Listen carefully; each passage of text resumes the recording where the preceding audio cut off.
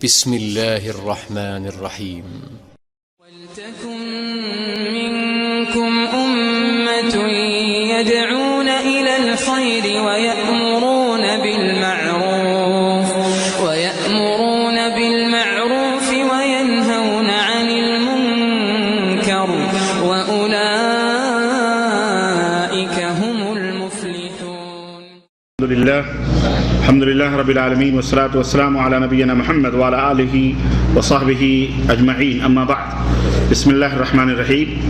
دوستوں اور بھائیوں، آج بتاریخ 29 رجب 1428 کے مطابق 12 اگست سن 2007 عیسوی کے اس دور علمیہ میں جو ہمارا 11واں دور علمی اس مکتب تحت الجالیات حائل کے زیر اہتمام اس خوبصورت سے ایڈیٹوریم میں منعقد ہو رہا ہے، اور جس میں ہم شیخ الاسلام محمد بن عبد الوہاب رحمۃ اللہ علیہ کی کتاب کشف الشبہات کا درس حاصل کر رہے ہیں. آج مزید تفصیلات لے کر اس کتاب کے حوالے سے آپ حضرات کی خدمت میں حاضر ہوں، اور انشاءاللہ آپ حضرات مزید تفصیلات سماعت فرمائیں گے. جیسا کہ آپ کو معلوم ہے کہ کل کی گفتگو جو تھی وہ اس بات کے اوپر جا کے ٹھہری تھی کہ کفار مکہ اور مشرکین مکہ جو تھے وہ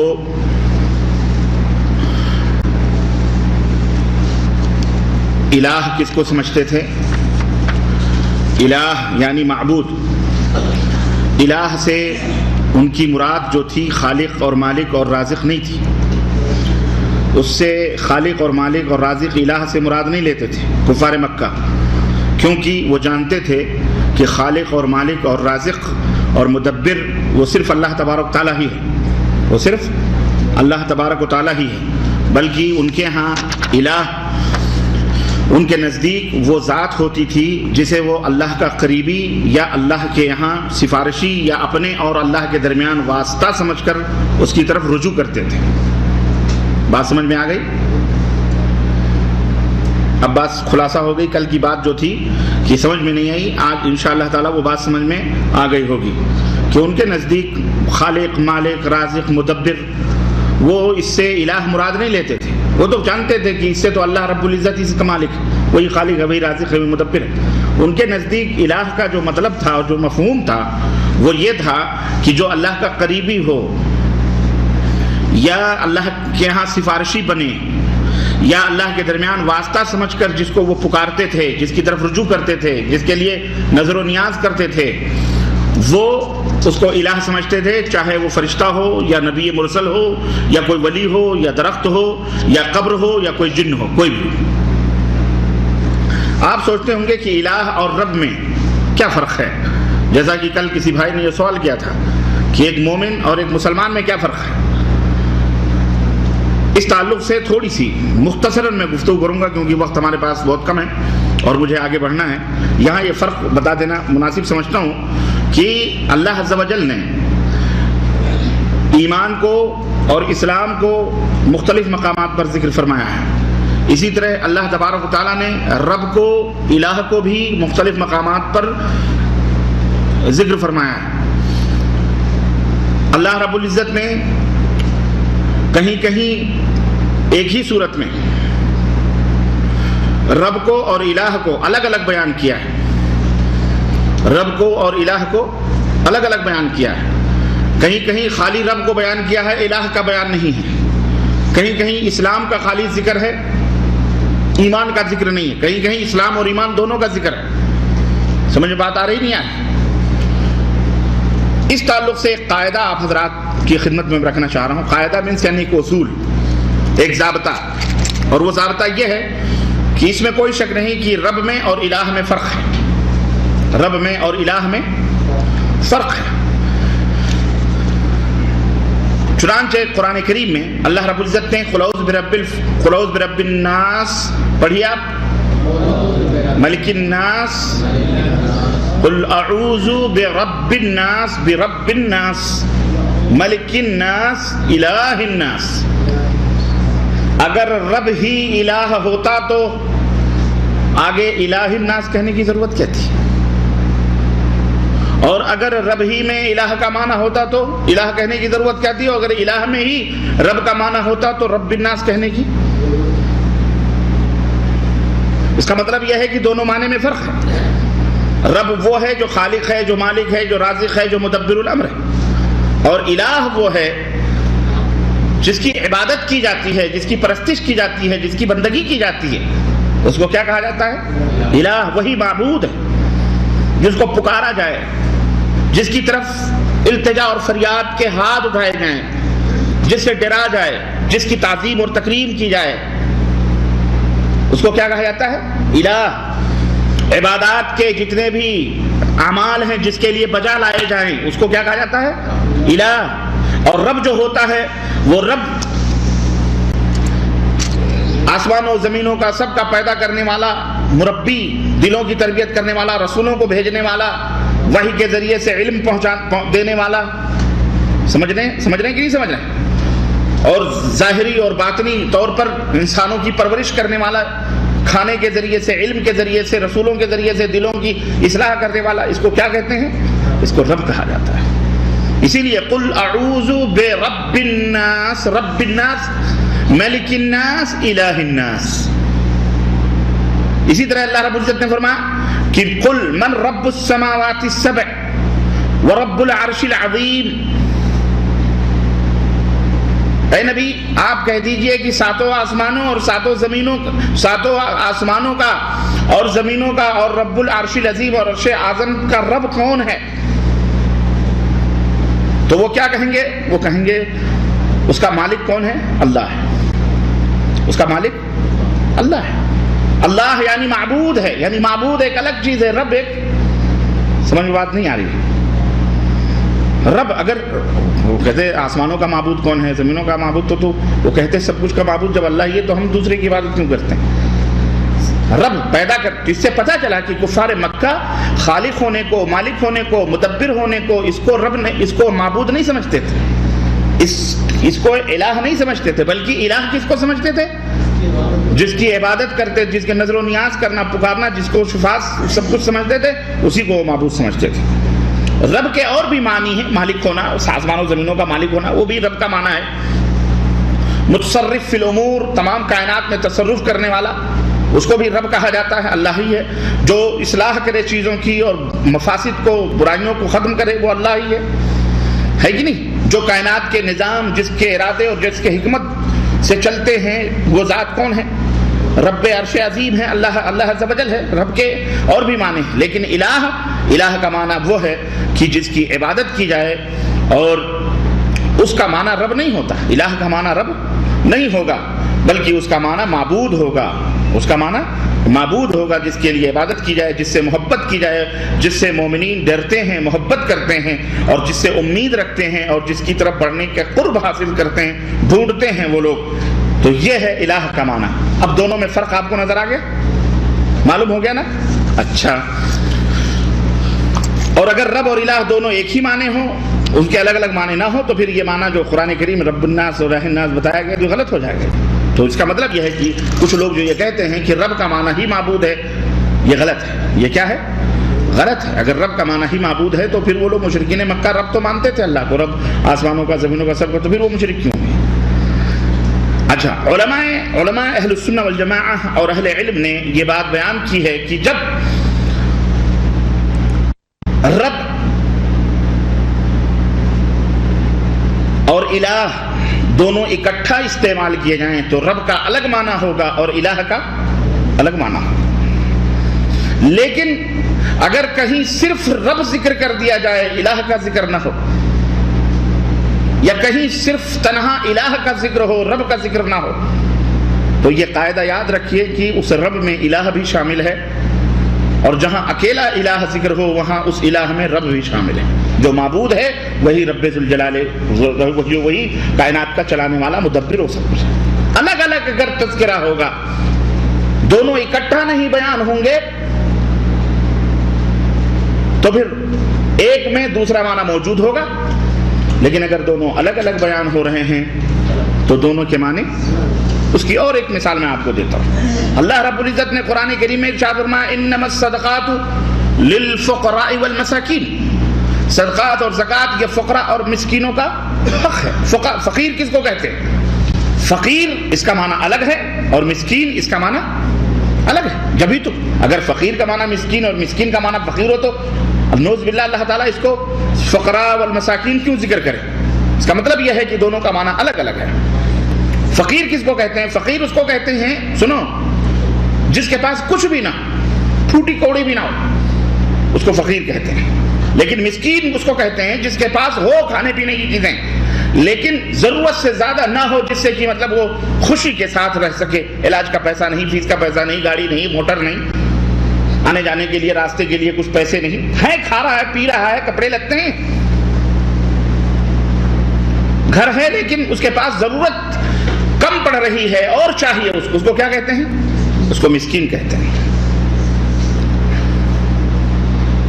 اس کو کیا کہتے ہیں؟ تو مسکین یہ فقیر سے احسن اور اچھی حالت میں ہوتا ہے، کیونکہ مسکین کے پاس کم از کم اس کی زندگی گزارنے کے لیے کچھ چیزیں ہوتی ہیں، لیکن فقیر کی حالت اس سے مختلف ہوتی ہے. اور اس کی اور ایک مثال، لیکن ہم لوگ کیا کرتے ہیں، کبھی کوئی فقیر بول کر مسکین مراد دیتے ہیں، فقیر آدمی، مسکین آدمی. ہاں، الگ الگ جب بولے جائیں گے تو ایک میں دونوں شامل ہوں گے، اور اگر دونوں اکٹھا ہوں گے تو دونوں کے معنی الگ الگ. مثال کے طور پر اسلام اور ایمان لے لیں. اسلام اور ایمان کا بھی یہی حال ہے کہ جب یہ کہا جائے گا کہ یہ اسلام ہے تو اس اکیلے تو اس میں ایمان بھی داخل ہوگا، لیکن جبکہ اسلام کا تعلق کس سے ہے؟ اعمال ظاہرہ سے، اور ایمان کا تعلق اعمال باطنہ سے، باطنہ سے، دل سے.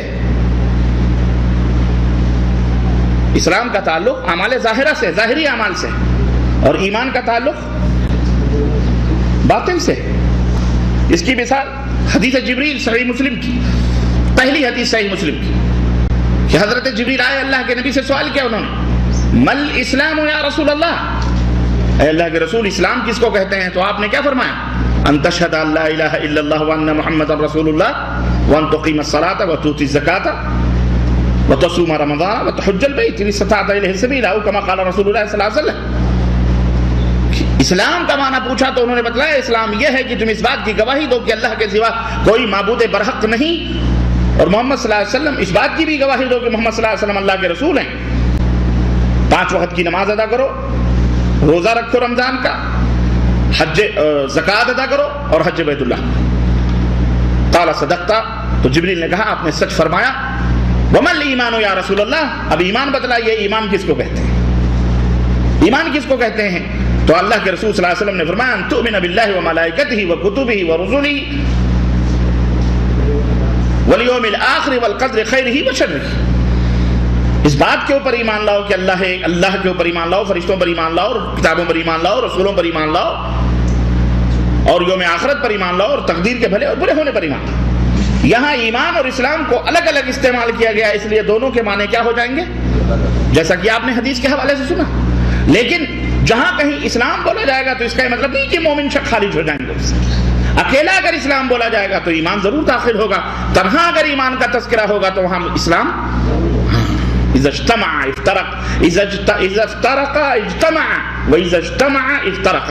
یہ عربی کا اصول ہے کہ جب دونوں اکٹھا ہوں گے تو الگ الگ ہو جائیں گے، اور جب دونوں الگ الگ ہوں گے تو جمع ہو جائیں گے. سمجھ بات آ گئی؟ یہ مختصر سا کل کے درس کے تعلق سے آپ نے سوال کیا تھا، اس کا الہ اور رب کا فرق، اسلام اور ایمان کا فرق، یہی مومن اور مسلمان کا بھی فرق ہے. مومن ہم نہیں کہہ سکتے کسی کو کہ یہ شخص مومن ہے اگر یقین نہیں ہے، بلکہ یہ کہہ سکتے ہیں کہ وہ مسلمان ہے. مسلمان ہونے کے حساب سے ایک انسان کلمہ لا الہ الا اللہ پڑھ لیتا ہے، ہمارا فرض ہے کہ اسے مسلمان مانے.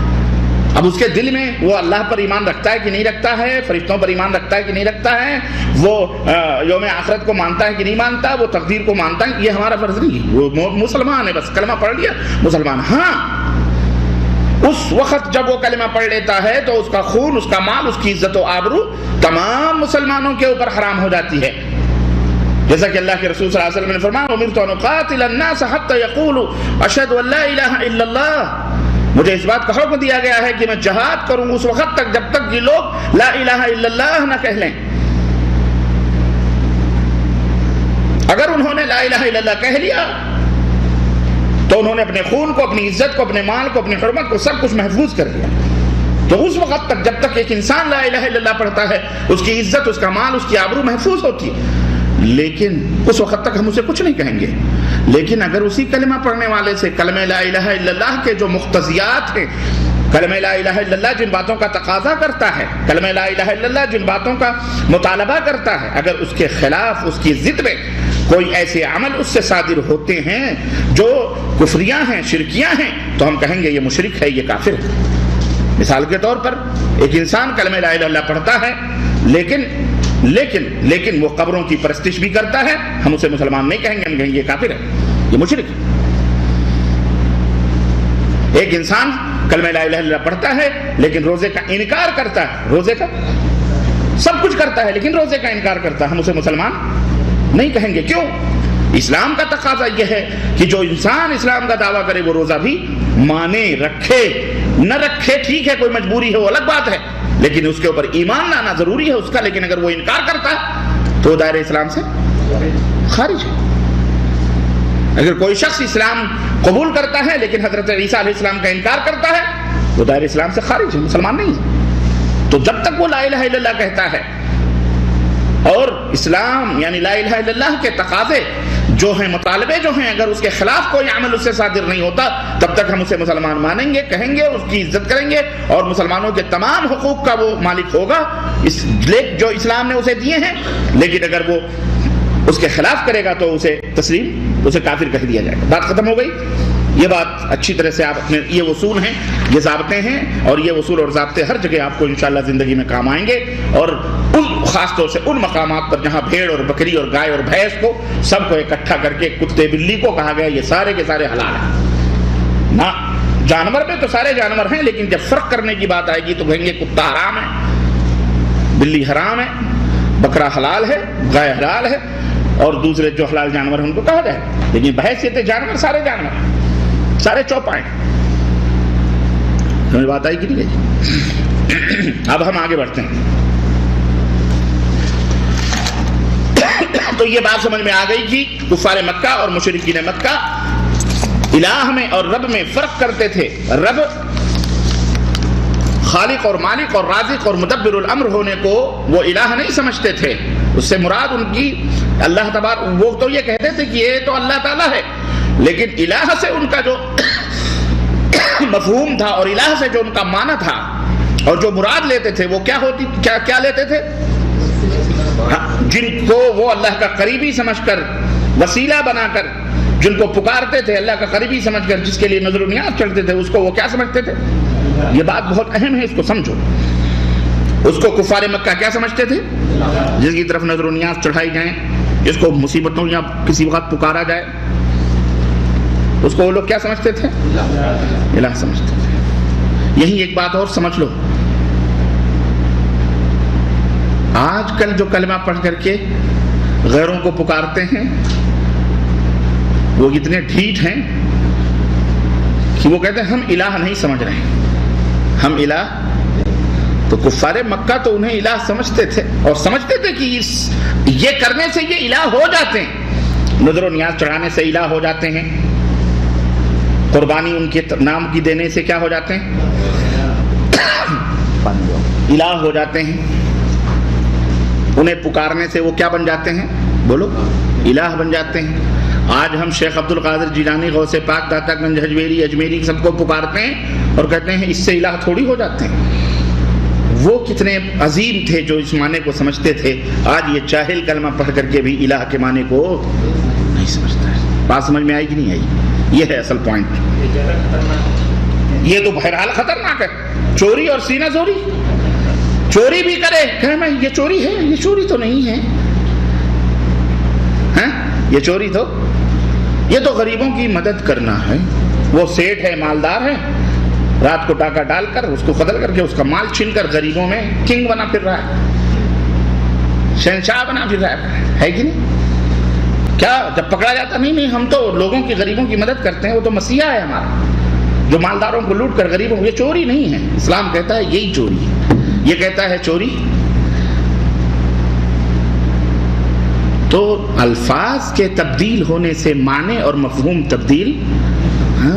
اس شراب کو تم شبرا کہہ کر، جیسا کہ اللہ کے نبی نے فرمایا کہ زمان یستحلون سیاتی علیکم زمان من امتی یستحلون الحر والحریر ویشربون الخمر، گانے بجانے اور ریشم اور شراب کو حلال سمجھ کر کریں گے، اور اس کا دوسرا معنی دے دیں گے، اس کا یہ وسکی ہے، یہ ٹھرا ہے، یہ منشط ہے، یہ مقوی ہے، یہ ابدا ہے، یہ پوا ہے کہ نہیں، یہ بیئر ہے، سب اس کے مختلف نام دے دے کر کے لوگ اس کو چڑھائیں گے، پیئیں گے، لیکن اسے شراب، لیکن کیا ان ناموں کے دینے سے وہ شراب کی حرمت ختم ہو جائے گی؟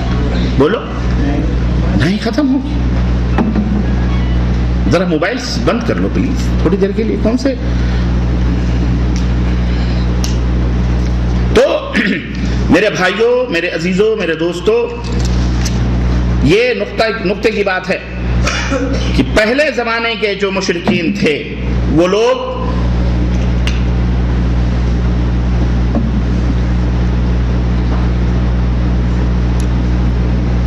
جنہیں اللہ کا قریبی سمجھ کر، وسیلہ بنا کر ان سے سفارش کے طلبگار ہوتے تھے، انہیں وہ کیا سمجھتے تھے؟ الہ سمجھتے تھے، اور وہ جانتے تھے کہ الہ کا یہی مطلب ہے، اور حقیقت میں بھی وہ صحیح سمجھتے تھے، اور اسی فہم اور اسی فکر کو توڑنے کے لیے، کیونکہ یہ شرکیہ اور کفریہ فکر تھی، یہ عقیدت، یہ اعتقاد جو تھا یہ باطل اعتقاد تھا، اسی کو مٹانے کے لیے حضرت محمد الرسول اللہ صلی اللہ علیہ وسلم کو مبعوث کیا گیا تھا۔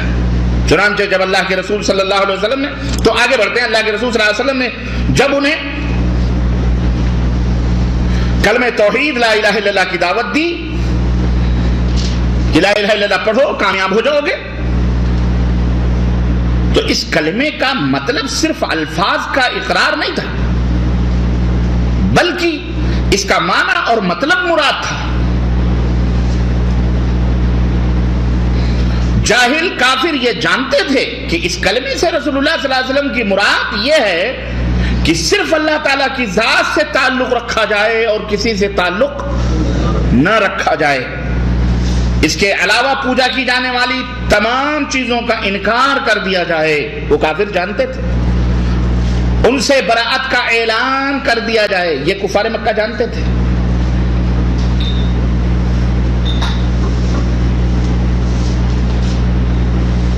یہی وجہ تھی کہ جب اللہ کے رسول صلی اللہ علیہ وسلم نے ان سے کہا لا الہ الا اللہ کہنے کا، لا الہ الا اللہ کہو اور کہنے کا مطالبہ کیا، تو انہوں نے کیا جواب دیا معلوم؟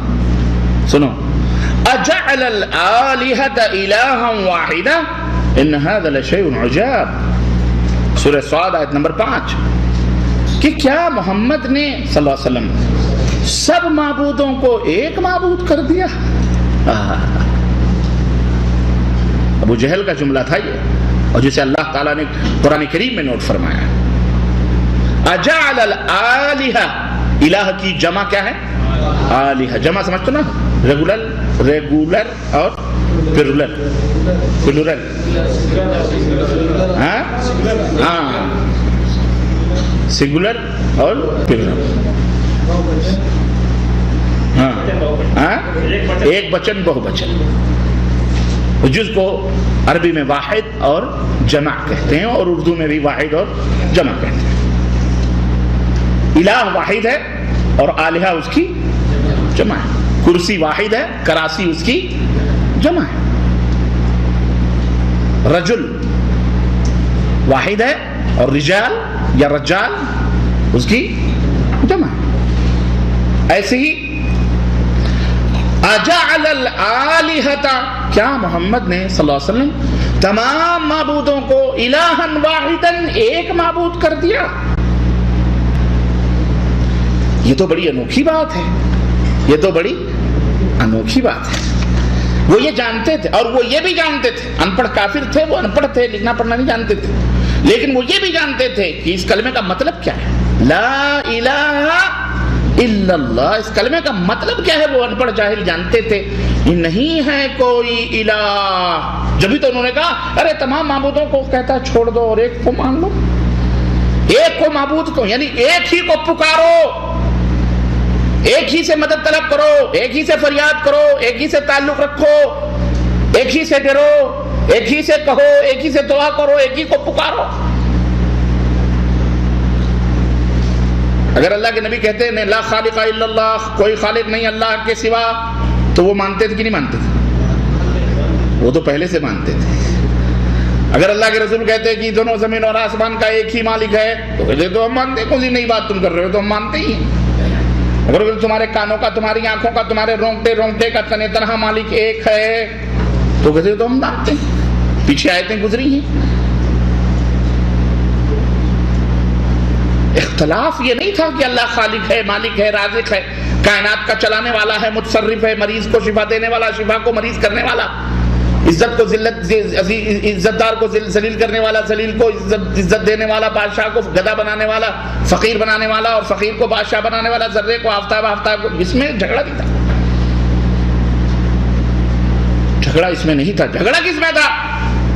کہ جس کو تم پکارتے ہو، نظر و نیاز چڑھاتے ہو، جس کے نام کی قربانیاں اور ذبح دیتے ہو، کرتے ہو، صدقے خیرات، جس کے دان دچھنے اور نظر و نیاز کرتے ہو، مشکل کشا حاجت روا سمجھتے ہو، یہ نہ جن ہو سکتے ہیں، نہ ولی ہو سکتے ہیں، نہ نبی ہو سکتے ہیں، نہ فرشتہ ہو سکتے ہیں، نہ مزار ہو سکتا ہے، نہ قبر، نہ ولی، کوئی بھی نہیں، یہ صرف کون ہو سکتا ہے؟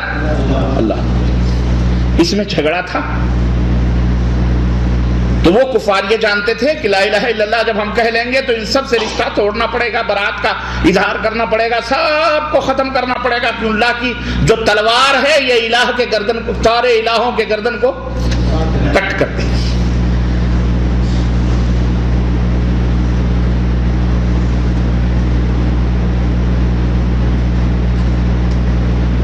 پہلے انکار، پھر اقرار۔ آج لوگ کہتے ہیں میٹھی میٹھی باتیں کرو، کاہے کو کسی کا انکار کرتے ہو؟ کسی جو کر رہے ہیں کرنے دو، بس تم اپنی بات کرتے جاؤ۔ ہم نے کہا تو بات وہی ہو گئی کہ حوض میں کتا پڑا ہو، کتا کو وہیں رہنے دو، پانی بدلتے جاؤ، حوض کا پانی پاک ہو جائے گا؟ بولو، پہلے کتے کو نکالو، پھر پانی نکالو، پھر نیا پانی ڈالو، تب جا کر کے وہ حوض کا پانی یا کنویں کا پانی پاک ہوگا۔ نہیں، کتے کو وہیں رہنے دو۔ ارے وہ قبر پوچھتے ہیں پوچھنے دو، یا علی مشکل کشا کہتے ہیں کہنے دو، داتا گنج ہجویری کہتے ہیں، کیا مسلمان ہی تو ہیں، نماز بھی تو پڑھتے ہیں، روزہ بھی تو رکھتے ہیں، حج بھی تو کرتے ہیں، زکات بھی تو۔ ہم نے کہا بے غیرت، تجھے توحید کا معنی نہیں، تو کفار مکہ سے بھی بلید اور کیا کہتے ہیں نابلد اور جاہل اور بیوقوف اور احمق ہے۔ کفار مکہ تو سمجھتے تھے کہ اگر لا الہ الا اللہ کہہ لیں گے تو ان سب سے برات کا اظہار کرنا پڑے گا۔ تو کیسا ہے، لا الہ الا اللہ بھی کر رہا ہے اور بیوی قبل تو بھی کہہ رہی ہے میں نے قبول کر لیا، اور گھر آ کر کے پڑوسی کو آواز دیتی، اٹھتے بیٹھتے، اے ببلو کے ابا، اے ببلو کے ابا، اور یہ بے غیرت شوہر سن رہا ہے، سنے گا وہ لات مار کر کے باہر کرے گا، تجھے اسی کو یاد کرنا تھا تو پھر میرے سے شادی کو۔ ایک طرف نکاح کے رجسٹر پہ سائن بھی کر دیا تم نے ہمیں اپنا پرمیشور یا کیا کہتے ہیں اس کو، ہاں مجازی خدا تسلیم بھی کر لیا، سوامی مان بھی لیا۔ اب آئیے تو پڑوسی کو پکار رہی ہے، اس کو فلاں کو پکار رہی ہے، اپنے محلے کے دو اس کو پکار رہی ہے، تو بولو اس پر شوہر کا دل جلے گا کہ نہیں جلے گا؟ میرے بھائیوں، ایک چھوٹی سی غیرت کا آپ کا اندازہ یہ ہے کہ اس عورت کو آپ لات مار کر کے باہر کر دو گے، تو جو ساری کائنات کا مالک و تنہا متصرف خالق اور روزی دینے والا، کھلانے پلانے والا ہو، بھلا وہ اپنے سوا کسی غیروں کے پکار کو وہ برداشت کر سکتا ہے؟ وَأَنَّ الْمَسَاجِدَ لِلَّهِ فَلَا تَدْعُوا مَعَ اللَّهِ أَحَدًا۔ یہ دعوت، الدعاء هو العبادہ، الدعاء هو العبادہ، دعا ہی عبادت ہے، دعا ہی عبادت ہے۔ اور یہی عبادت آج ہم سے چھین لی گئی اور بانٹ دی گئی غیروں میں، اور اس کے اوپر بھی تر رہا یہ کہ میں نماز پڑھتا ہوں، میں روزہ رکھتا ہوں، میری تسبیح 2000 دانوں کی ہے، میرا پگڑ دیکھو گنبد خضرا جیسا ہے، میری داڑھی دیکھو فلانے جیسی ہے، میرا جبہ دیکھو رسول اللہ صلی اللہ علیہ وسلم، میری لنگی، میری سنت فرض سب بیکار۔ اگر ایمان اور عقیدہ صحیح نہیں ہے تو سارے کا سارا سب ڈیکوریشن خلاص، کوئی فائدہ نہیں ہے۔ یاد رکھو یہ بات کنفرم ہے، واضح ہے، دو ٹوک فیصلہ ہے۔ سب سے پہلے چیز کیا ہے؟ عقیدہ ہے، توحید ہے، یہ تو شیخ الاسلام محمد بن عبد الوہاب رحمۃ اللہ علیہ فرماتے ہیں کہ یہ کفار جاننے کے بعد کہ ان پڑھ ان پڑھ کافر بھی اس کلمے کا مطلب جانتے تھے، ان لوگوں پر بڑا تعجب ہوتا ہے جو اسلام کے دعوے دار ہیں اور کلمہ طیبہ کا اتنا بھی مطلب نہیں جانتے جتنا جاہل کفار جانتے تھے۔ بلکہ یہ لوگ یہ سمجھتے ہیں کہ معنی مفہوم کا دل میں عقیدہ رکھے بغیر صرف الفاظ کا ادا کر لینا ہی کافی ہے۔ لا الہ پڑھ لیا خلاص، اسلام میں داخل ہو گئے، اب خلاص سیاں بھائی کوتوال تو اب ڈر کا ہے سیاں بھائی کوتوال تو اب کچھ بھی کرو، پرائم منسٹر تو بنی گئے، لال کو پیلا کرو، پیلے کو لال کرو۔ ہاں، اور ان میں جو زیادہ سمجھدار اور عقل مند مانے جاتے ہیں، ان لوگوں میں یہ معنی سمجھنے والوں جو نہیں جانتے کلمے، ان میں جو زیادہ سمجھدار اور عقل مند مانے جاتے ہیں وہ اس کلمے کا مطلب کیا سمجھتے ہیں؟ خالق ہونا، رازق ہونا، مالک ہونا، مدبر ہونا، یہ ہائی کوالٹی کے ہیں۔ ان کے علماء کا یہ ذکر ہو رہا ہے، صوفیاء کا، علماء کا، ان کے بڑے بڑے مفکرین ملت کا، شیخ الحدیث کا، کتب ہیں، ابدال ہیں، غوث ہیں، وہ القاب اور آداب جو ان کے ساتھ رکھتے ہیں، وہ کیا سمجھتے ہیں کہ اس کا مطلب یہ ہے خالق مانو، رازق مانو اور مالک مانو، کائنات کا انتظام کرنے والا صرف اللہ الہ الا کا مطلب ہے یہ خالق کے مالک سب کچھ انتظام کرنے والا کون ہے؟ اللہ تعالیٰ ہے۔ ظاہر بات ہے کہ اس شخص سے بھلائی کی کیا توقع ہو سکتی ہے جس سے زیادہ جاہل کفار لا الہ الا کا مطلب جانتے تھے؟ بھلا ایسے لوگوں سے جس سے زیادہ کفار علم رکھتے تھے لا الہ الا اللہ کا، ایسے لوگوں سے بھلائی کی کوئی امید رکھی جا سکتی ہے؟ کچھ نہیں رکھی جا سکتی۔ جب آپ نے یہ تفصیلات سمجھ لی اور اس شرک کو جان لیا جس کے بارے میں اللہ کا ارشاد ہے کہ ان اللہ لا یغفر ان یشرک بہ ویغفر ما دون ذلک لمن یشاء، کہ اللہ شرک کو بخشنے والا نہیں، البتہ شرک کے سوا جو گناہ ہیں انہیں جس کے لیے چاہے بخش دے۔ سورہ النساء آیت نمبر 48۔ تو یہاں دو چیزیں آپ کے پیش نظر ہونی چاہیے اور آپ کو خوش ہونا چاہیے۔ کیا؟ یہ جان لینے کے بعد کہ تمام انبیاء کرام کا دین کون سا ہے جس کے علاوہ کوئی بھی دین اللہ تبارک تعالیٰ کے ہاں قابل قبول نہیں، اور یہ جان لینے کے بعد کہ آج لوگوں کی اکثریت اس دین سے کس قدر غافل اور جاہل ہے جو انبیاء علیہ السلام لے کے آئے اور بالخصوص ہمارے نبی لے کے آئے، ہے نا؟ تو دو اہم فائدے آپ کو حاصل ہوں گے۔ نمبر ایک، کون سا فائدہ؟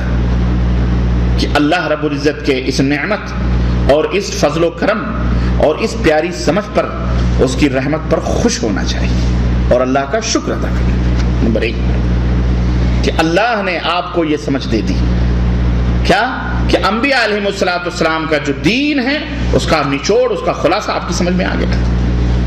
یہ اللہ کا شکر نہیں ہے، یہ اللہ کا فضل نہیں ہے، یہ اللہ کی نعمت نہیں ہے۔ جیسا کہ اللہ نے فرمایا قل بفضل اللہ وبرحمتہ فبذلک فلیفرحوا هو خیر مما یجمعون، اے پیغمبر آپ کہہ دو کہ اللہ کے فضل اور رحمت پر وہ خوش ہوں، اور انہی دو چیزوں پر خوش ہونا چاہیے۔ یہ اس سے بہتر ہے، وہ اس سے بہتر ہے جو وہ دنیا میں سمیٹتے ہیں۔ دنیا کی تمام نعمتوں سے بہتر اللہ کا فضل اور اس کا کرم اور اس کی رحمتیں ہیں کہ اللہ نے آپ کو عطا فرما دی، آپ کو دین کی سمجھ آ گئی، دین کی۔ اور دوسرا فائدہ، اس سے اللہ کا خوف اس وقت اور زیادہ آپ کے دل میں پیدا ہوگا۔ اسی طرح راہ نجات کی جستجو مزید بڑھ جائے گی جب یہ جان لیں گے آپ کہ بسا اوقات انسان کے منہ سے نکلا ہوا ایک لفظ اسے کفر تک پہنچا دیتا ہے، تو اس کے منہ سے نادانی اور جہالت میں یہ لفظ نکل جاتا ہے، اور جہالت کی وجہ سے وہ معذور نہیں سمجھا جائے گا، جہالت کی وجہ سے وہ معذور نہیں سمجھا جائے گا۔ اور کبھی کبھی کوئی انسان کوئی لفظ اپنے منہ سے بولتا ہے میری طرف، کبھی کبھی کوئی انسان اپنے منہ سے کوئی لفظ بولتا ہے اور وہ یہ سمجھتا ہے کہ یہ وہ لفظ ہے یا یہ وہ عمل ہے جس کے ذریعے سے ہم اللہ سے قریب ہو جائیں گے۔ اس کی نیت خالص ہوتی ہے، اس کی نیت۔ کبھی کبھی زبان سے کوئی لفظ بولتا ہے جس سے وہ یہ سمجھتا ہے کہ اس سے ہم اللہ کا قرب حاصل کر رہے ہیں، کوئی عمل کر رہا ہے جس سے وہ یہ سمجھتا ہے کہ ہم اللہ کی نزدیکی حاصل کرنا چاہتے ہیں،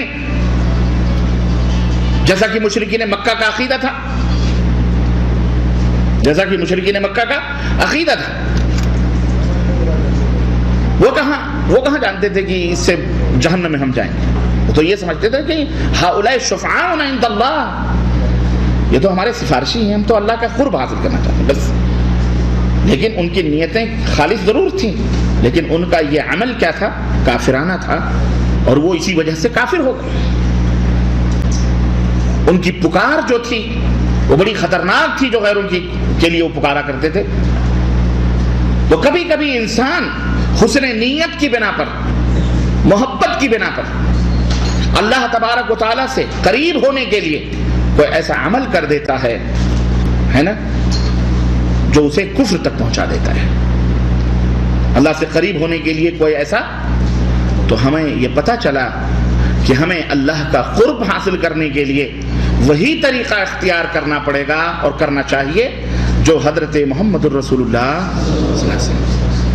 ہم کسی چیز کو اچھا سمجھ کر قرب حاصل کرنا چاہیں تو ہمیں ڈرنا چاہیے کہ کہیں ایسا نہ ہو کہ ہمارا بھی حال مشرکین مکہ جیسا ہو، کہ وہ نبیوں کو پکارتے تھے، رسولوں کو پکارتے تھے، پیڑوں کو پکارتے تھے، ان سے مدد لیتے تھے، جنوں کو پکارتے تھے، اولیاء صالحین کو پکارتے تھے، ان سے مدد لیتے تھے، اور وہ کہتے تھے کہ ہؤلاء شفعاؤنا عند اللہ ما نعبدهم الا ليقربونا الى الله زلفى، ارے ہم تو ان کو اس لیے پکارتے ہیں تاکہ یہ ہمیں اللہ سے اور قریب کر دے، ہم تو گنہگار ہیں، بدکار ہیں، ہمیں اللہ سے محبت ہے، اللہ خالق ہے، مالک، اللہ سے اور قریب کرنے کے لیے ان کو پکارتے ہیں، ان کو وسیلہ بناتے ہیں۔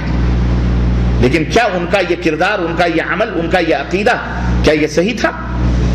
تو ڈرنا چاہیے، اس بات کا خوف ہمارے دل میں اور زیادہ ہو جانا چاہیے کہ کہیں ایسا نہ ہو کہ ہم کوئی ایسا عمل کریں جس پر اللہ اور اس کے رسول کی مہر نہ ہو، اور ہم کفر میں داخل ہو جائیں انجانے میں، اور پھر ہم جہنم میں چلے جائیں۔ سمجھ میں بات آئی کہ نہیں آئی؟ اسی لیے حضرت موسیٰ علیہ السلام جب فرعون سے بچا کر اپنی قوم بنی اسرائیل کو لے کر کے جب دریا پار ہوئے، اللہ تعالیٰ نے راستہ بنا دیا دریا کے اندر، اور جب پار ہو کر کے اس پار پہنچے ندی کے، تو اس وقت ان کی قوم نے کیا کہا؟ اجعل لنا الہا کما لہم آلہہ، یہ دیکھو کتنے اچھے اچھے لوگ بیٹھے ہوئے ہیں، مورتیوں کے ساتھ بغل میں مجاوری کر رہے ہیں، کتنا اچھا منظر ہے، اے موسیٰ ہمارے لیے بھی ایک معبود اسی طرح سے بنا دو تاکہ ہم بھی اسی طرح سے مجاوری کریں۔ وہ کون لوگ تھے؟ وہ صالحین تھے، نیک تھے، پرہیزگار تھے، متقی تھے، اور سنو ہم تو کتے بلی کی طرح مر جاتے ہیں، نہ کوئی خواجہ بتاتا ہے نہ کوئی خواجی۔ وہ تھے کہ فرعون نے جب انہیں تنگ کیا تو اللہ نے بنی اسرائیل کی مدد کے لیے موسیٰ کو بھیجا، اور جب اور تنگ کیا تو موسیٰ علیہ السلام سے کہا اپنی قوم کو لے کر کے نکل جاؤ یہاں سے۔ موسیٰ نے کہا بیچ میں دریا پڑتا، اللہ نے کہا نکل، دیکھتے ہیں ہم کیا ہوتا ہے۔ اللہ تعالیٰ نے ان صالحین کے لیے، نیکوکاروں کے لیے سمندر میں راستے بنا دیے۔ یہ وہ پرہیزگار طبقہ تھا جو نبی کا ہمراہ تھا، نبی کے شاگرد تھے۔ یہاں سے ایک نتیجہ اور بھی ہم کو سمجھنا چاہیے کہ کبھی بھی اپنے علم پر، اپنے تقوی پر، اپنی بزرگی پر، اپنے نماز پر کبھی غرور نہیں کرنا چاہیے، کیونکہ شیطان تاک میں لگا ہوا ہے کہ کہاں آپ کو بھٹکا کر ہلاکت کے راستے پر ڈال دے اور شرک کے اندر ڈال دے۔ کیونکہ نبی کے ہمراہ ہوتے ہوئے بھی انہوں نے نبی سے مطالبہ کیا، اس اللہ کا اتنا بڑا معجزہ، نبی کا اتنا بڑا معجزہ دیکھا کہ سمندر میں راستے بنا دیے گئے، فرعون جیسا ظالم و جابر سامنے ڈوب رہا ہے، غرق ہو رہا ہے، پوری فوج جو ہے دریا برد کر دی گئی، ختم کر دی گئی۔ وہاں بھی شیطان ان کے دلوں کے اندر بیٹھ کر کے موسیٰ سے مطالبہ کیا کروایا؟ اجعل لنا الہا کما لہم آلہہ، جس طرح یہ معبود بنا بنا کے بیٹھے ہیں، اے موسیٰ کیا اچھا ہوتا ہمارے لیے بھی اسی طرح ایک معبود بنا دو۔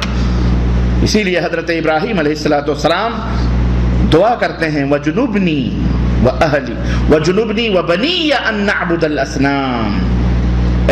کون ابراہیم جنہوں نے بتوں کو توڑا، کون ابراہیم جن کے تقوی اور پرہیزگاری اور جن کے اللہ پر ایمان کا عالم یہ تھا کہ جبریل جیسی ہستی بھی مدد کے لیے آئی، پکاری تو کہنے لگے تیرے مدد کی ضرورت نہیں ہے، اللہ ہی ہمارا مددگار ہے، اور آگ میں کودنا گوارا کیا لیکن جبریل سے مدد لینا گوارا۔ وہ جیسی ہستی خوف زدہ ہے، ڈر رہی ہے اور اللہ سے دعا کر رہی ہے وَجُنُوبْنِي وَبَنِيَّ أَن نَعْبُدَ الْأَصْنَامَ، اے اللہ مجھ کو اور میرے آل اولاد کو اس بات سے بچا لے کہ وہ بتوں کی پوجا کریں، شرک میں جائیں۔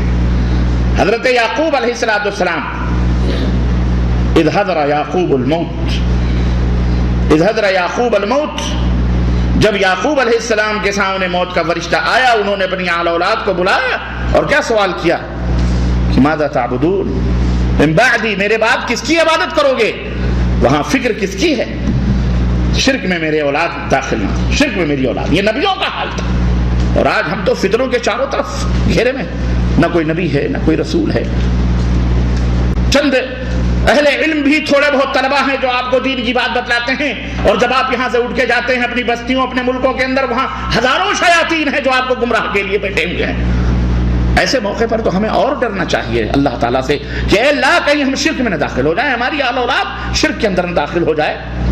لا تخف ما لیس لک بہ علم، جس پر قرآن و سنت کی مہر نہ ہو ایسے چیزوں کے پیچھے ہرگز ہرگز نہ پڑو۔ وہ کوئی آسمان بنا کر کے نیکی کا تومار لا کر کے تم سے کہے کہ ایک قدم چلو گے تو تمہیں جنت میں 1 کلومیٹر کا جو ہے کیا کہتے ہیں کی جگہ ملے گی، دو قدم چلو گے تو 10 کلومیٹر کی جگہ ملے گی، چلو ہمارے ساتھ۔ وہ اتنی لمبی داڑھی، اتنا دبڑ جبہ، اتنا امامہ، اتنا سرما اور اتنا تسبیح، ہرگز ہرگز اس کی چکر میں ان کو آتونی بکتاب اللہ و سنت نبینا صلی اللہ، آتو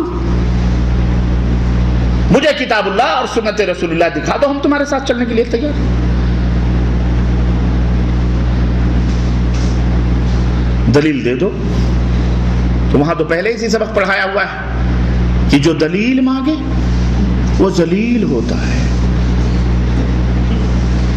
جو تم سے کسی بات پر دلیل مانگے تو سمجھ جاؤ یہ ابلیس کا ساتھی ہے، کیونکہ اس کے جد اعلیٰ نے بھی اللہ سے دلیل مانگی تھی، یہ اسی کا پوتا پڑ پوتا لکڑ پوتا ہے۔ پبلک کو، قوم کو، جاہلوں کو یہ سبق پڑھایا ہوا ہے ہمارے بر صغیر کے علماء نے، مولویوں نے، برے علماء نے، کیا کہ جو دلیل مانگے اسے سمجھ جانا یہ ذلیل ہے۔ کیوں؟ اس لیے کہ یہ ابلیس کا پوتا پڑ پوتا، اسی کی ذریت اور اس کی اولاد ہے۔ جب اللہ تعالیٰ نے کہا وَإِذْ قَالَ رَبُّكَ لِلْمَلَائِكَةِ اسْجُدُوا لِآدَمَ فَسَجَدُوا إِلَّا إِبْلِيسَ أَبَى وَاسْتَكْبَرَ وَكَانَ مِنَ الْكَافِرِينَ، جب اللہ نے کہا فرشتوں سے سجدہ کرو، فرشتے سجدے میں گر پڑے، ابلیس اکڑ گیا۔ اس نے کہا خلقتنی من نار وخلقتہ من طین، تو نے مجھے آگ سے پیدا کیا ہے اور اس کو بشر ہے، یہ مٹی سے بنایا گیا ہے۔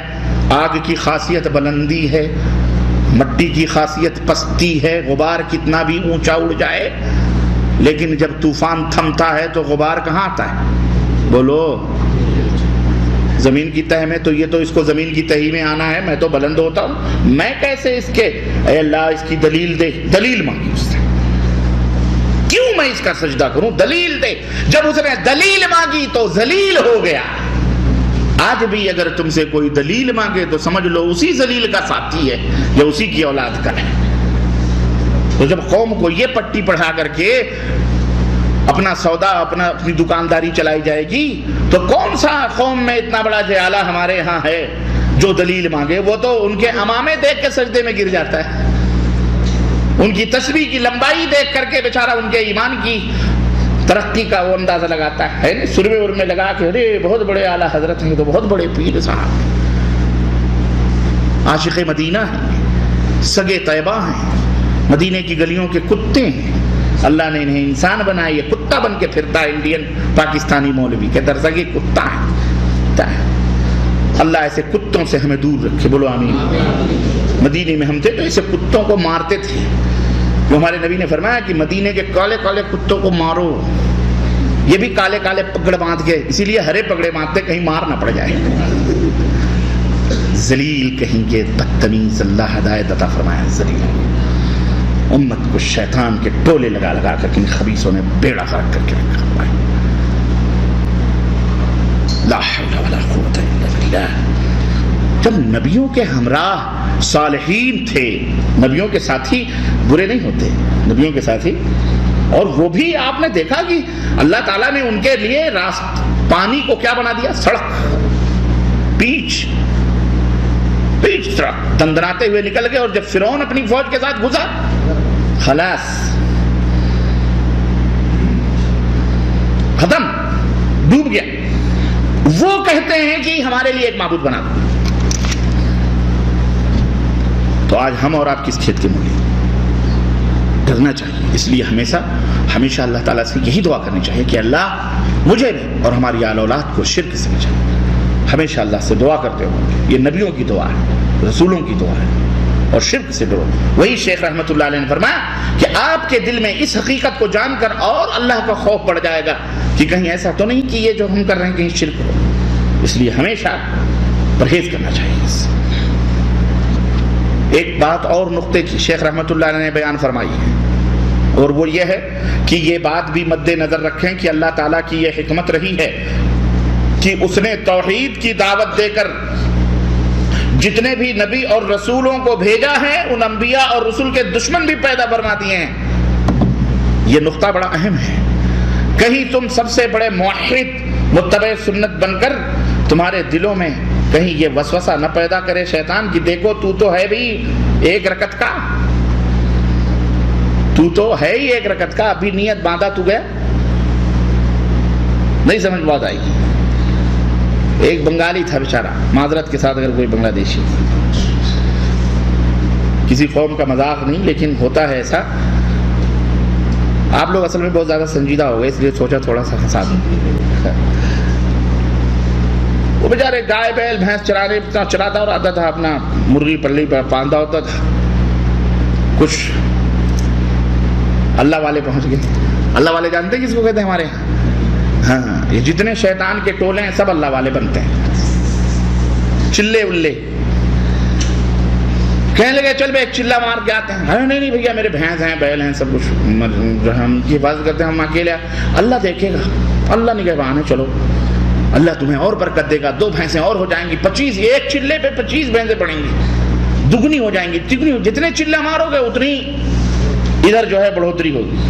جب اس نے کہا اچھا ایک جوڑی بیل سے 2 جوڑی بیل، ایک بھینس سے 2 بھینس تو ڈبل ملے گا، تو چلو کوئی بات نہیں. کتنے دن کا؟ چلو کوئی بات نہیں، تم 3-4 دن کے لیے چلو، ہفتے بھر کے لیے چلو، نو پرابلم. وہ گیا، اس نے چلا مار کے 3-4 دن پہ آیا، دیکھا کہ بیچارے کی جوڑی دار جو جوڑی بیل تھے وہ ختم ہو گئے، مر گئے بھوک سے. کون کھلائے کون کھلائے؟ مر گئے. بڑا افسوس ہوا اس کا. ارے یار کچھ دنوں کے بعد پھر یہی اللہ والے ٹپکے. اب وہ تو پہلے سے بھرا پڑا تھا. کہنے لگے چلو. کہا بھائی جھوٹے کہیں گے، تمہارے ساتھ نہیں جائیں گے. کہنے کیوں؟ کہا کہ بیل مر گیا میرا، بیل 2 ہی کھیت وغیرہ جوتتے تھے اسی سے وہ ختم ہو گیا، تمہارے ساتھ ایک چلا مارا. کہا نہیں یہ امتحان ہے اللہ تعالیٰ کا کہ تم واقعی ثابت قدم ہو کہ نہیں ثابت قدم. اب کی چلو اب کی زیادہ ہو جائے. کہا اچھا. کہا ٹھیک ہے چلو.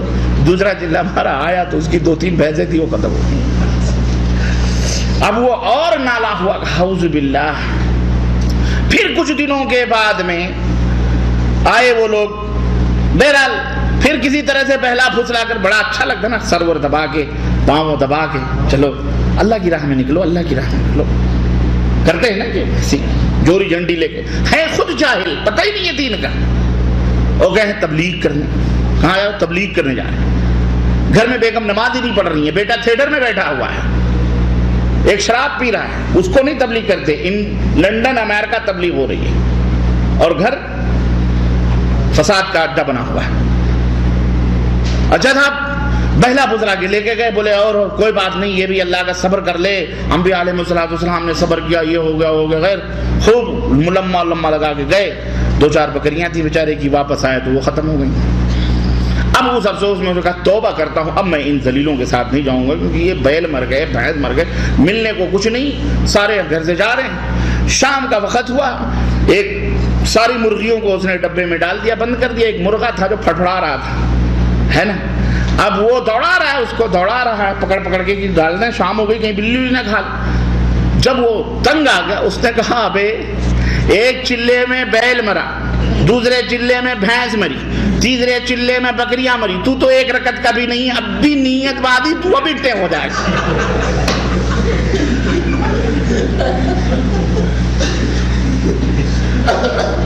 یہ ایک رکعت کا قصہ یہ ہے، سمجھ رہے ہیں؟ یہ ہے. تو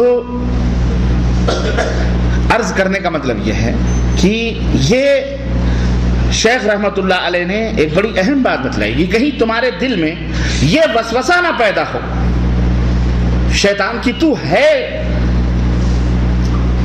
تم ہو کتنے، تمہاری کوئی قبرستان تک نہیں ہندوستان میں ہے، نہ تمہاری کوئی عیدگاہ ہے، نہ تمہاری کوئی مسجد تھی کچھ 100 سال پہلے، 100 سال کی پیداوار ہو تم ہو کتنے. تو ایسا نہ ہو کہ کہیں تمہارا دل اکھڑ جائے، یا تم جب دعوت دو تو پوری بستی تمہاری مخالف ہو جائے، تو تمہارے دل کے اندر وسوسہ پیدا ہو کہ یار کہیں ایسا تو نہیں کہ واقعی ہم غلط ہیں.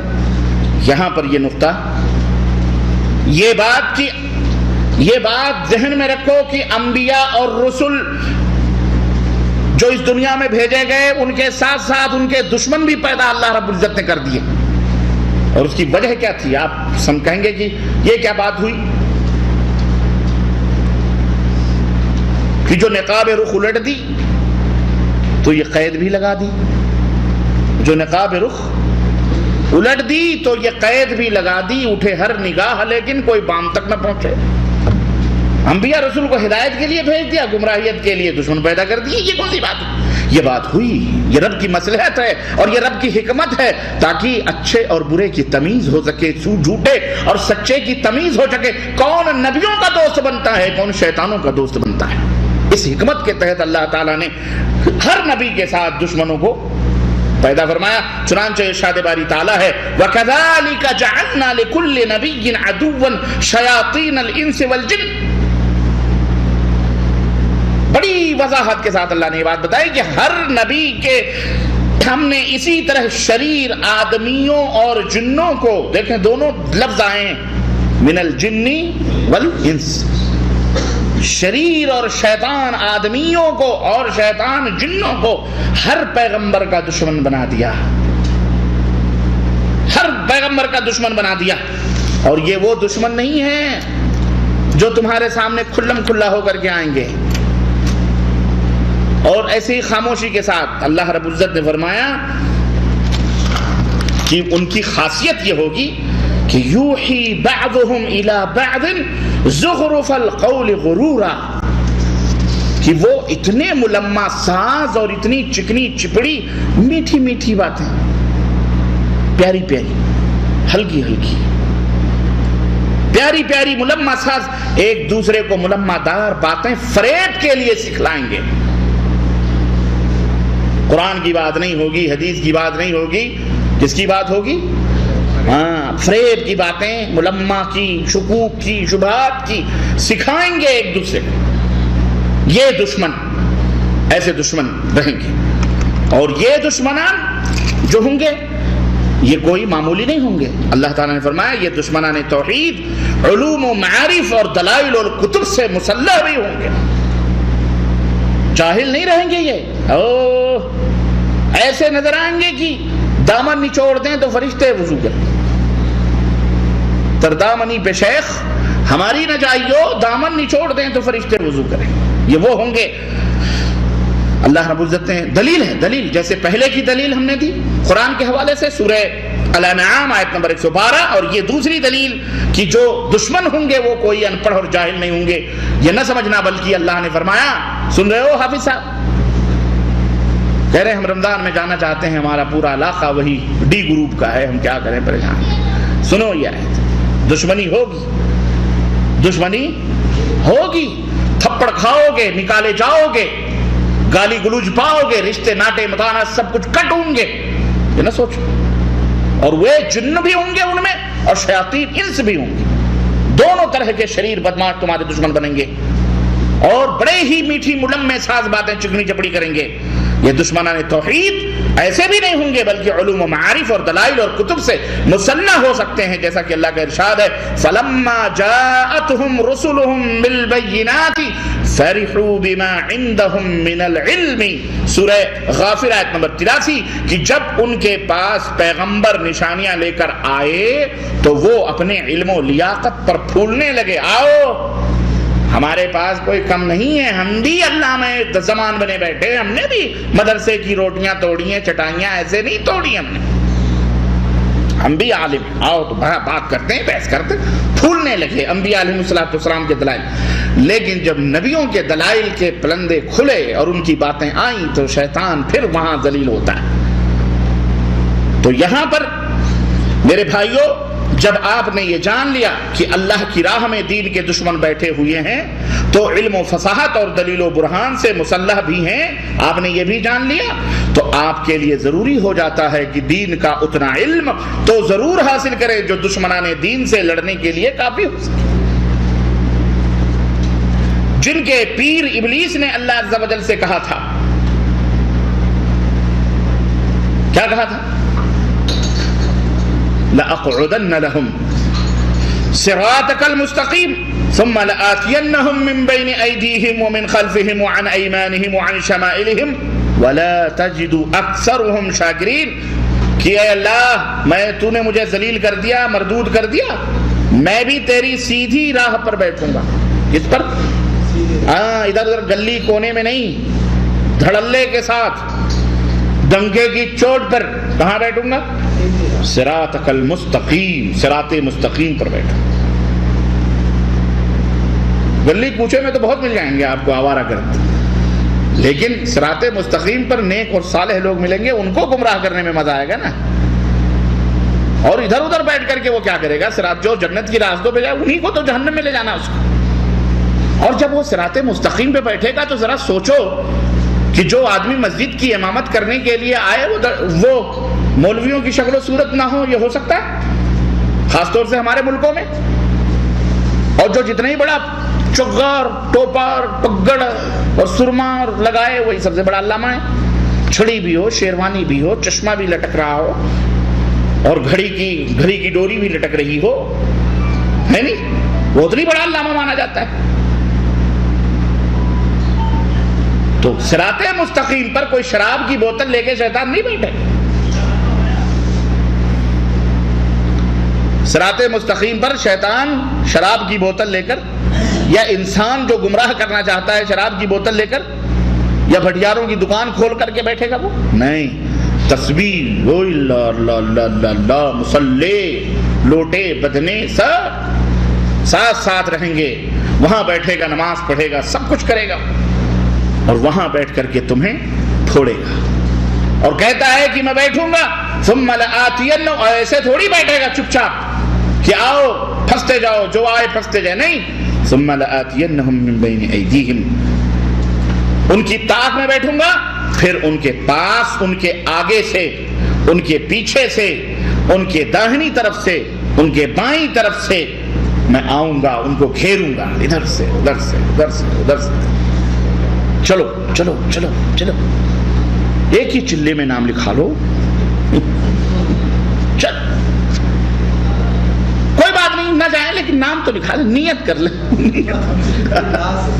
نیت کر لیں، نیت کر لیں، نیت کر لیں، یہی دائیں بائیں یہ چلم چلہ شروع رہے گی۔ بہرحال میں تو اشارے کروں، سمجھتے جاؤ، سب واضح ہے، سب سامنے۔ اور کیا اس نے کہا؟ وَلَا تَجِدُ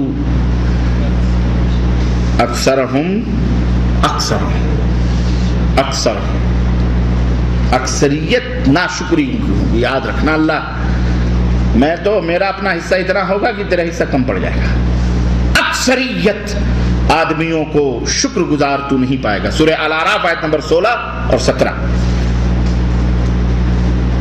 لیکن شیخ رحمت اللہ علیہ نے فرمایا کہ اے میرے عزیز بچوں، اگر آپ اللہ تعالیٰ سے لو لگائیں اور اللہ کی آیات اور بینات اور دلیلوں پر کام دھریں تو آپ کو کوئی خوف اور غم نہیں ہونا چاہیے، پریشان نہیں ہونا چاہیے۔ کیوں؟ ان کید الشیطان کان ضعیفا، بے شک شیطان کا مکر و فریب کمزور ہوتا ہے۔ بظاہر دلائل اور کتب اور ایسا تومار پہاڑ نظر آئے گا، لیکن ایک موحد کی پھونک سے وہ سارے کا سارا کیا ہو جائے گا؟ ختم ہو جائے گا۔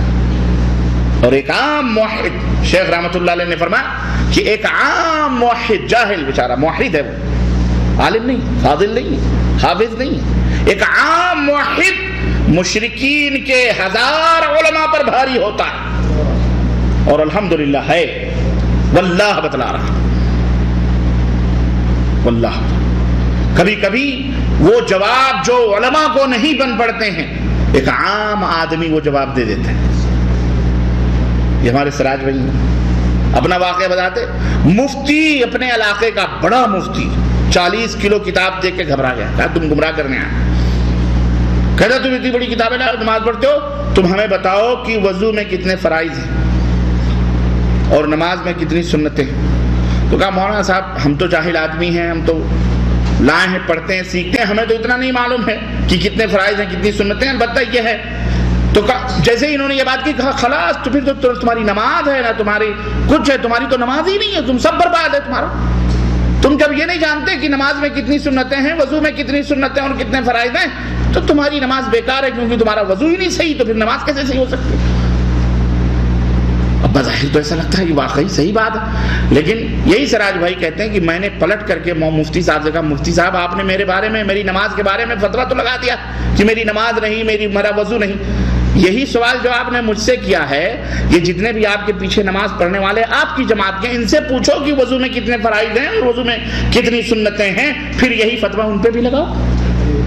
وہ مفتی مبہوت ہو گیا، ظاہر ہے ان کی کھاتا ہے، اگر ان سے پوچھے گا وہ تو جوتے نہیں ماریں گے۔ ابے مفتی بے غیرت ذلیل، آج تک تو میری نمازوں کو برباد کرتا رہا، ذلیل، مجھے یہ بتایا نہیں کہ نماز میں کتنی سنتیں فرائض ہوتے ہیں، کیونکہ ان جاہلوں کو کیا معلوم نماز میں کتنے فرائض ہیں، نماز میں کتنی۔ اور میں یہ کہتا ہوں اس مفتی جاہل سے کہ ذرا تو ہمیں بتا دے کہ تو یہ اسلام کا کوئی شرط ہے اسلام میں کہ ایک ایک نام جاننا ضروری ہے کہ یہ جو ہے کیا کہتے ہیں فرض ہے، یہ سنت ہے، یہ سنت۔ چنانچہ انہوں نے جواب دے دیا، بھائی سراج نے کہنے لگے میں کچھ نہیں جانتا، لیکن اتنا میں ضرور جانتا ہوں کہ میرے سامنے یہ حدیث ہے، ہمارے نبی ایسے وضو کرتے تھے، میں سیم ویسے وضو کرتا ہوں، اب بتاؤ میرا وضو ہوا کہ نہیں۔ چپ۔ تو کبھی کبھی بڑے بڑے علماء کے دماغوں میں وہ جواب نہیں آتے، صاحب جو ایک عام آدمی بیچارے اللہ ان کی مدد کرتا ہے، تو کیوں موحد ایک ہو اور 1000 علماء پر الحمدللہ بھاری ہوتا ہے اور ناک و چنے چباتے ہیں آج تک۔ اسی لیے تانے دیتے ہیں، ان کا ہر آدمی اپنے آپ کو مجتہد بنتا ہے، مفتی بنتا ہے۔ تو کیا تم دارالعلوموں میں بیٹھ کر دال چاول کھا کر کے لنگیاں پھاڑ کر تم ہی مفتی بنے ہو؟ ذلیل آدمی، تجھے تو فتوے کا فا بھی نہیں معلوم، تو بیچتا ہے، فتووں کو بیچتے ہیں۔ 2000 کے فتوے، 3000 کے فتوے، 4000 کے، 10,000 دے دو تو یہ فتویٰ ابھی تبدیل ہو جائے گا، ہے کہ نہیں؟ کچھ دنوں پہلے ٹی وی میں دکھایا گیا تھا کہ نہیں معلوم آپ لوگوں کو؟ عجیب آدمی ہو یار۔ تو باقاعدہ ہمارے پاس فون پہ فون آئے، فتوے بک رہے ہیں دارالعلوم کے، ڈرنا نہیں چاہیے۔ اللہ کا فرمان سنو، وَإِنَّ جُنْدَنَا لَهُمُ الْغَالِبُونَ، اللہ فرماتا بے شک ہمارا ہی لشکر غالب ہوگا، ہمارا ہی۔ وقتی طور پر تمہیں ہو سکتا ہے کہ کوئی علم کی کمزوری کی وجہ سے وقتی طور پر تمہیں وہ اپنے باتوں کی وجہ سے ذلیل و رسوا کر لیں، لیکن وَالْعَاقِبَةُ لِلْمُتَّقِينَ، آخری گول متقین ہی کرتا ہے، فائنل گول کس کا ہوتا ہے؟ لہذا اللہ کا لشکر ہی دعوت دین اور جہاد کے ذریعے غالب ہوتا ہے۔ البتہ خطرہ اس موحد کو ضرور ہے جو ہتھیار کے بغیر راہ حق میں نکل جاتا ہے، اس کے لیے خطرہ ہے، اس کے لیے خطرہ ہے۔ اللہ تعالیٰ کا فضل و احسان ہے کہ اس نے ہمیں ایسی کتاب عطا فرمائی ہے جو ہر چیز کو بیان کرنے والی، اسی طرح مومنوں کے لیے سراپا ہدایت اور رحمت اور خوشخبری ہے۔ اور وہ کون سی کتاب؟ قرآن مجید ہے۔ اہل باطل جو بھی دلیل لے کر آتے ہیں، یہ کتاب اس دلیل کو توڑتی اور اس کو باطل، اس کے بطلان کو اور اس کی قباحت کو واضح کر دیتی ہے، جیسا کہ قرآن کریم کا اعلان ہے کہ وَلَا يَأْتُونَكَ بِمَثَلٍ الا جئناک بالحق واحسن تفسیرا، کہ کافر جب جب کوئی نیا اعتراض قرآن پر اے نبی تیرے پاس لاتے ہیں تو ہم اس کا سچا جواب دیتے ہیں اور اسی طرح مطلب کھول دیتے ہیں۔ تو جب جب قیامت تک جو بھی شکوک اور شبہات مشرکین اور کفار لاتے رہیں گے، الحمدللہ یہ سچی کتاب جو اللہ نے ہمیں عطا کی ہے، اس میں ان کے جوابات موجود ہیں، رہیں گے اور ان کے جوابات ملتے رہیں گے، اور اصحاب علم، اصحاب قرآن و سنت ان کا جواب دیتے رہیں گے۔ سورہ فرقان آیت نمبر 33۔ بعض مفسرین کا قول ہے کہ یہ آیت کریمہ ہر اس دلیل کے لیے عام ہے جسے اہل باطل قیامت تک پیش کرتے رہیں گے۔ یہاں تک مسئلہ تھا کس کا؟ یہ توحید کا پورا مسئلہ۔ اب اس کے بعد شیخ رحمت اللہ علیہ نے پہلو بدلا ہے، اتنا سمجھ لینے کے بعد اور اتنی بنیادی باتیں ذہن میں رکھ لینے کے بعد قرآن سے ان شبہات کا رد امام الدعوہ شروع کر رہے ہیں جو اس زمانے کے اور اس زمانے کے تمام شبہات کو، یا ان کے اپنے دور میں شیخ محمد بن عبد الوہاب رحمۃ اللہ علیہ کے دور میں جو شکوک و شبہات پیدا کیے گئے، ان کے جوابات انہوں نے دیے۔ چنانچہ کہتے ہیں کہ ہمارے زمانے کے مشرکین ہمارے خلاف جو دلیلیں پیش کرتے ہیں، ان کے جواب میں اللہ تعالیٰ نے قرآن کریم کے اندر جو باتیں بیان فرمائی ہیں، ان میں سے بعض باتیں ہم آپ کے سامنے رکھتے ہیں۔ اہل باطل کو دو طریقے سے جواب دیا جا سکتا ہے، ایک مجمل یعنی شارٹ کٹ میں، اور دوسرا مفصل یعنی تفصیل کے ساتھ۔ مجمل جواب سمجھ بوجھ رکھنے والوں کے لیے بڑا ہی گراں قدر اور فائدہ مند ہے۔ جو مجمل جواب ہے یعنی شارٹ کٹ میں، وہ اہل علم کے لیے بڑا ہی فائدہ مند ہے۔ اللہ تعالیٰ کا فرمان ہے هو الذي انزل عليك الكتاب منه آيات محكمات هن ام الكتاب واخر متشابهات فاما الذين في قلوبهم زيغ فيتبعون ما تشابه منه ابتغاء الفتنة وابتغاء تاويله وما يعلم تاويله الا الله۔ سورہ آل عمران آیت نمبر 7۔ اللہ تعالیٰ نے فرمایا کہ اللہ نے تم پر کتاب اتاری، اس میں سے بعض آیتیں محکم ہیں، محکم یعنی کھلی کھلی، اس میں کوئی وضاحت کی تشریح کی ضرورت نہیں۔ اقیموا الصلاۃ وآتوا الزکاۃ، نماز پڑھو، روزہ زکوٰۃ ادا کرو، ٹھیک ہے، واضح جو قرآن کی اصل ہیں، بنیاد ہیں، اور انہی کے بارے میں قیامت کے دن سے پوچھا بھی جائے گا۔ اور بعض آیتیں متشابہ ہیں جو اپنا معنی بیان کرنے کے لیے کسی کے محتاج ہیں۔ متشابہ اپنا معنی بیان کر لیے کسی کے محتاج ہیں، یا ان کے ایک ہی کے کئی معنی لیے جا سکتے ہیں، ایک ہی کے کئی معنی لیے جا سکتے ہیں۔ سنو، یہ دو قسم کی آیتیں ہیں قرآن میں۔ کتنے قسم کی آیتیں؟ ایک محکم مطلب کھلی کھلی، دوسری متشابہ، ٹھیک ہے۔ تو جو اللہ فرماتا ہے بعض آیتیں متشابہ، تو جن کے دلوں میں کجی ہے، ٹیڑھاپن ہے، گندگی ہے، وہ لوگوں کو گمراہ کرنے اور اصل حقیقت دریافت کرنے کی نیت سے متشابہ آیتوں کے پیچھے پڑ جاتے ہیں۔ ہاں، اپنا الو سیدھا ہوتا نا، اسی سے نظر و نیاز کے بھی، قبر پرستی کے بھی، پھول چڑھانے کے بھی، مزار بنانے کے بھی، اولیاء اللہ کو پکارنے کی بھی۔ میں آپ کو بتاؤں ایک دلیل دوں متشابہ کی، پہلے یہ آیت کریمہ ترجمہ پڑھو۔ متشابہ آیتوں کے پیچھے پڑ جاتے ہیں، حالانکہ ان کی اصل حقیقت اللہ کے سوا کوئی بھی نہیں جانتا۔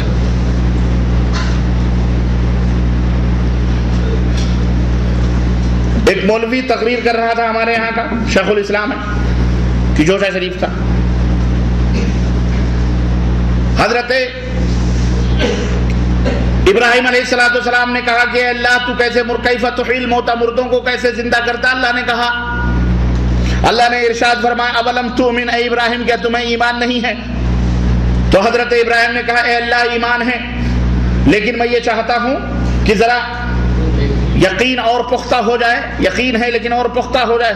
اللہ تعالیٰ نے فرمایا فخذ اربعۃ من الطیر، 4 پرندوں کو لے لو، فصرہن، اور ان کو اپنے ہلا ملا لو، اور ہلا ملانے کے بعد ان کو پرندوں کو چڑیوں کو ذبح کرو، اور ذبح کر کے آپس میں خلط ملط کر دو، خلط ملط کر کے انہیں 4 پہاڑوں کی چوٹیوں پہ رکھ دو، ثم ادعوہن، پھر ان کو جو خلط ملط تم نے کر دی ہے نا، پرور ملا الا کر کے چاروں کو، اور تھوڑا 4 حصوں میں بانٹ کر ادھر رکھ دیا، ثم ادعوہن یاتینک سعیا، پھر ان پرندوں کو پکارو، پھر ان پرندوں کو پکارو، وہ تمہارے پاس دوڑتی ہوئی آئیں گی۔ چنانچہ حضرت ابراہیم علیہ السلام نے ذبح کیا اور پرندوں کو خلط ملط کر دیا، اس کی بوٹی، اس کی منڈی، اس کا پیر، اس کا سب کچھ، اور 4 حصوں میں بانٹ کر 4 پہاڑیوں پہ رکھ دیا۔ اب حضرت ابراہیم علیہ السلام نے فرمایا، اب پکارا ان کو، تو سارے پرندے دوڑ کے آگے۔ اے مسلمانوں سنو، کن کو پکارا؟ سب 2 باتیں، ایک تو اللہ کا حکم ہے ثم ادعوہن، ان کو ذبح کر لو پھر پکارو۔ ذبح کرنے کے بعد چڑیا کیا ہو گئیں؟ چڑیا مر گئیں، مردہ ہو گئیں۔ اللہ کہہ رہا ہے ان مردہ چڑیوں کو پکارو۔ سنو ذرا، ہنسنے کی بات نہیں، یہ آج ہمارے دور کا شیخ الاسلام ہے، اور شاید مجدد دین بھی بننے والا ہے، بہت جلد اعلان ہونے والا ہے دنیا بریلویت کے اسٹیج سے۔ یہ تو اللہ کا شکر ہے کہ سید اور شیخ اور پٹھانوں میں جھگڑا چھڑ گیا ہے اور 2 پارٹیاں بن گئی ہیں۔ خان کہتے ہیں کہ فلانے ہوں گے، اور ادھر کی چوتھا گروپ اور سید گروپ کہتا ہے فلانے ہوں گے۔ مجدد دین ملت، اس کی تقریر میں بتا رہا ہوں۔ اللہ تعالیٰ نے فرمایا ثم ادعوہن، پکارو۔ اللہ نے حکم دیا اے ابراہیم ان مردہ چڑیوں کو پکارو۔ ابراہیم نے پکارا، کس کو پکارا؟ مردہ چڑیوں کو۔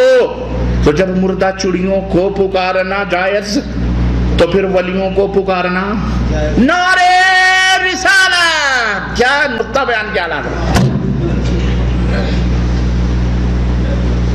تو آج اگر تم سے کوئی کہتا ہے کہ خواجہ غریب النواز کو پکارنا شرک ہے، غوث اعظم کو پکارنا شرک ہے، اولیاء کرام کو پکارنا شرک ہے، فرشتوں کو پکارنا شرک ہے، ان سے کہہ دو کہ اگر ہم مشرک ہیں تو اللہ سب سے بڑا مشرک، استغفر اللہ۔ ان سے کہہ دو کہ ابراہیم سب سے بڑے مشرک۔ ارے ہم جو پکار رہے ہیں وہ سنت الہی کے اوپر پکار رہے ہیں، اللہ کے حکم سے پکار رہے ہیں۔ ہم جو ولیوں کو پکارتے ہیں وہ ابراہیم کی سنت کو زندہ کر رہے ہیں۔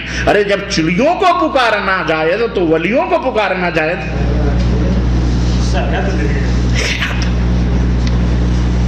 کیا کہیں گے آپ اس کے؟ مردہ چڑیوں کو پکارنا تو مردہ ولیوں کو پکارنا، اس کا مطلب مردہ ہیں وہ، اس کا مطلب مردہ، اتنے تک تو پہنچا ہے وہ، کفر ٹوٹا خدا خدا کر کے۔ ایک طرف کہتے ہیں سارے اولیاء کرام ولا تقولوا لمن يقتل في سبيل الله اموات بل هم احياء، زندہ ہیں، ہم زندوں کو پکارتے ہیں، مردہ مت کہو، اللہ نے حکم دیا۔ دوسری طرف مردہ بھی کہہ رہے ہیں۔ خیر، یہ فَأَمَّا الَّذِينَ فِي قُلُوبِهِمْ زَيْغٌ فَيَتَّبِعُونَ مَا تَشَابَهَ مِنْهُ، جن کے دلوں میں کجی اور گمراہی ہوتی ہے وہ لوگوں کو گمراہ کرنے کے لیے ایسے ہی متشابہ آیتوں کو پیش کر کے اپنا الو سیدھا کرتے ہیں۔